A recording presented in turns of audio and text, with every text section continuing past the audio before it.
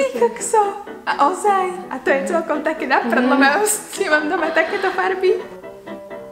Aha. OK. Ty koky. To je krásne, že?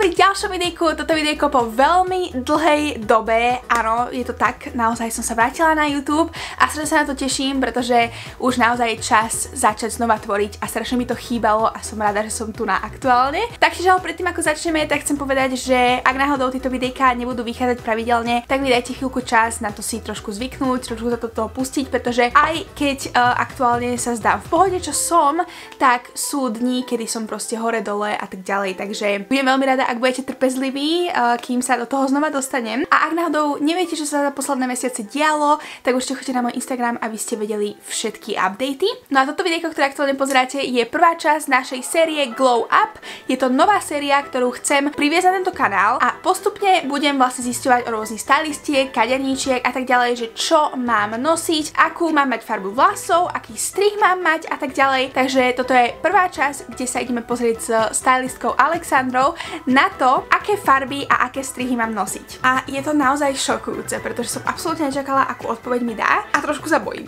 Pretože pozrite sa tu na. Je tu veľa pastelových. A keď dopozeráte videjko, tak tu nás znova stretneme a ukážem vám, aké farby by som mala nosiť versus aké farby by som nemala nosiť a poviete mi vy, že či mi to svedčí alebo nie. Takže bez žiadnych ďalších slov môžeme ísť na našu prvú epizódu série Glow Up.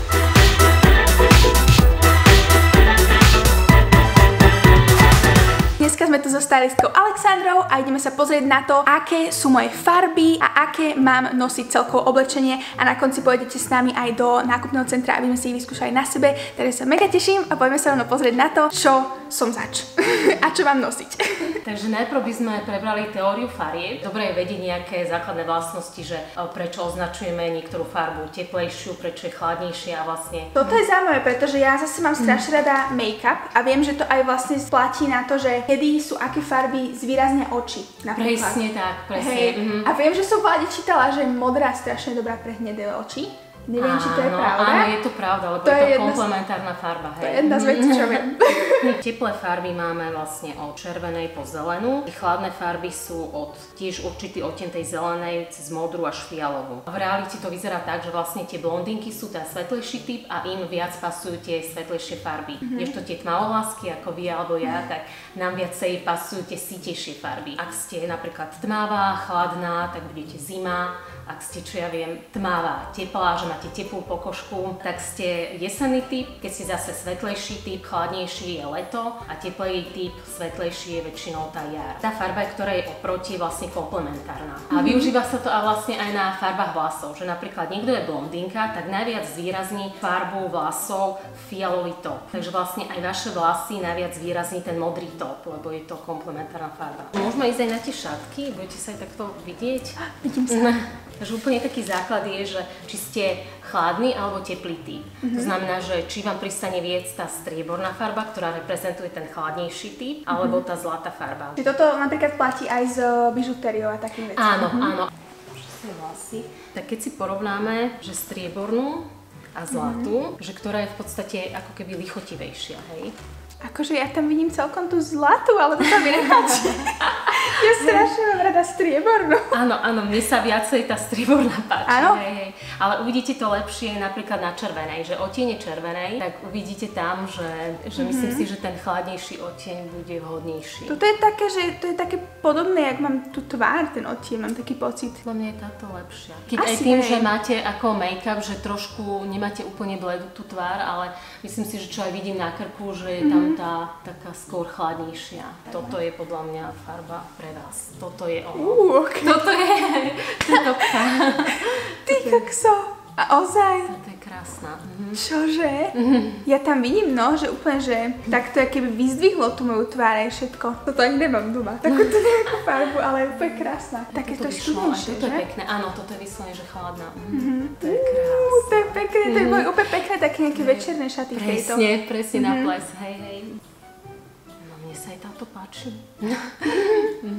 Aj tá je pekná. Všetky také nejaké, také síte. Síte, chladné, tiež rúžová je chladná, ale uvidíte ten rozdiel, že tým, že nie je taká síta, že nebude to úplne ideálne. No. Že oveľa lepšie sú tie sitejšie farby. Vidím. A to je celkom také naprdlo, ja mám doma takéto farby. No určite lepšie je tá fialová. Alebo takáto, že povedzme lososová, tá je príliš mdlá na vás, že skôr. No, je to také, že o ničom. Si myslím, že z týchto dvoch asi táto. Táto, že? Hej. Toto je pre letný typ, taká svetlejšia a toto je vlastne pre ten chladnejší, sitejší typ.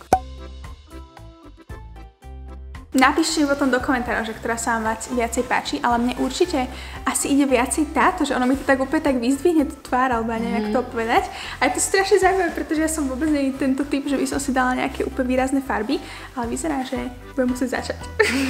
Takáže paradajková a tá ide práve tmavej jeseni. Ja by som aj túto zaradila. Áno? Takže čierna, hej, myslím, že tá vám ide. Že? Áno, táto vám ide, hej, ale čo takáto čokoládová. No.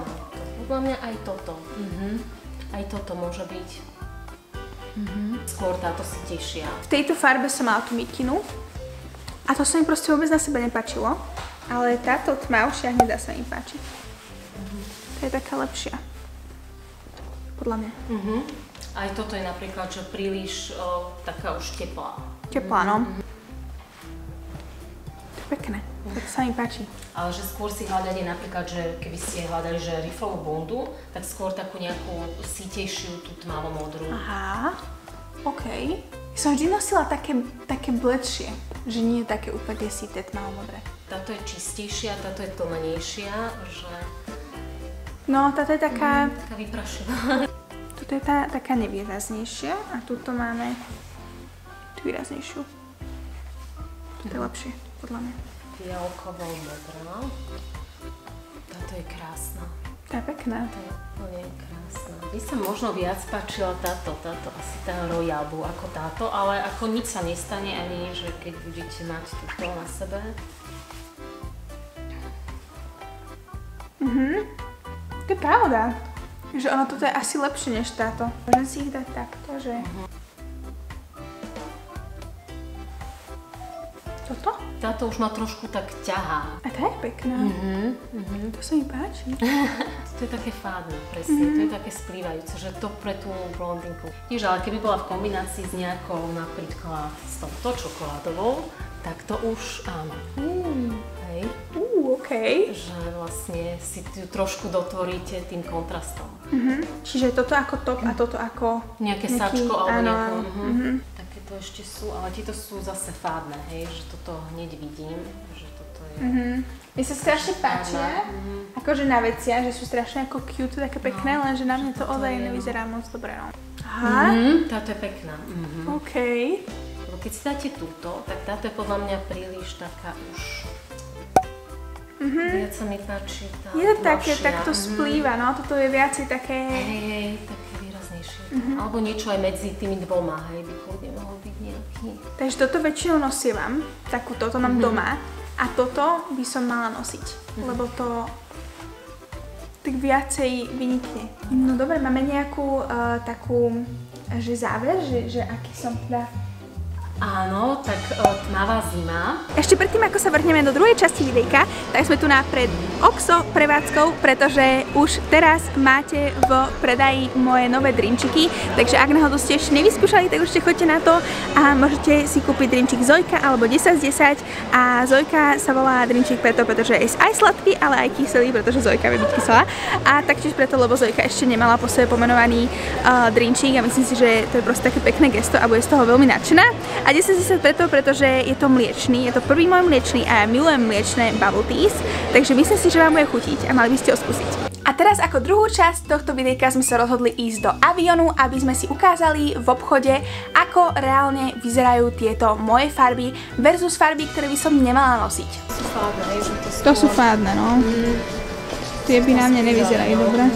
Prvé sme našli takýto krásny modrý svetrík, ktorý podľa Alexandry by mal byť presne moja farba. A ďalej sme hľadali svetrík, ktorý nemal moju farbu, aby sme videli ten rozdiel. Ďalej sme našli krásne šatky v nádhernej farbe, ktorá by mala svedčať, a potom sme našli šatky vo farbe, ktorá mne nie je moc lichotivá. A teraz sa môžeme presunúť do kabiniek a ideme si pozrieť, že sú naozaj pravda. Dobre, máme tie prvé. To je krásna farba. Krásna farba. Sú úplne iné, než čo by som si dala určite. Ty koky. Toto je úplne vidieť, ako toto je také nijaké. Ale je to také, jak moja pokožka, alebo čože sa v tom tak stráca.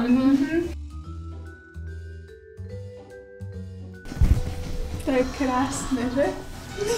Krásna. To som úplne si na seba dala a úplne som bola taká, že to je proste úplne iný človek, keby.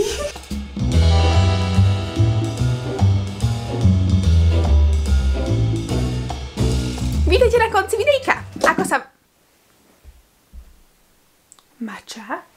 Vítajte na konci videjka, ako sa vám videjko páčilo, určite mi napíšte do komentárov, ale ešte nie sme hotoví, pretože si ideme ukázať farby z môjho šatníka versus farby, ktoré mi majú naozaj svedčať. A áno, tento svetrík som si nakoniec kúpila. Je to farba, ktorú by som v živote nenosila, ale tak sa mi na sebe páčil, že som proste musela odniesť domov. Poďme si porovnať moje obľúbené tričko, ktoré je takáto veľmi bledá modrá versus modrá, ktorú mám naozaj nosiť.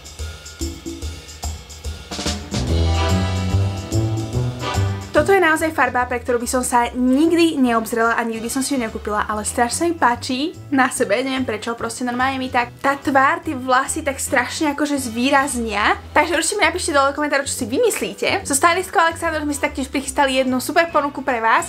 Ak náhodou vás takéto niečo zaujalo a chceli by ste aj vy ísť na takéto poradenstvo, tak máte 10 € zľavičku z osobného poradenstva, ak spomeniete, že ste z môjho videjka, alebo 5 € zľavičku z poradenstva online. Nechám linčík na jej stránku dole v popise, takže ak náhodou vás takéto niečo zaujalo a chceli by ste to napríklad kúpiť ako darček pre svoju maminu, alebo pre svoju maminu a vás, alebo komkoľvek, tak určite choďte dole na linčík a spomente, že ste z môjho videjka a budete mať zľavičku. Ďakujem ešte raz za pozeranie a vidíme sa pri ďalšom videjku. Bye!